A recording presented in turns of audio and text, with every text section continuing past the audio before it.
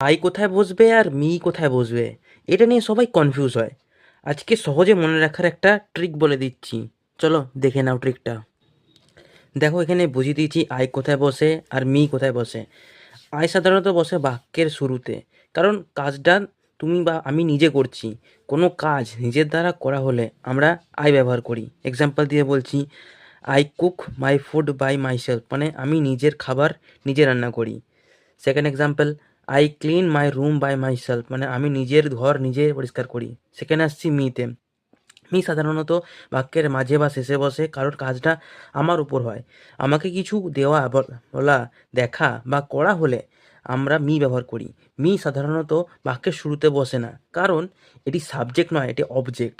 Example দিয়ে বলেছি, give me the pen, মানে আমাকে কলমটা দাও। ডোন্ট ডিস্টার্ব মি, আমাকে বিরক্ত করো না। দেখো, এখানে মিটা কিন্তু কোনোটা সময় মাঝে আছে, কোনো সময় লাস্টে আছে। আশা করি বুঝতে পারলে মি আর আয়ের মধ্যে পার্থক্য। যদি বুঝতে পেরে থাকো, চ্যানেলটাকে সাবস্ক্রাইব করে দেবে।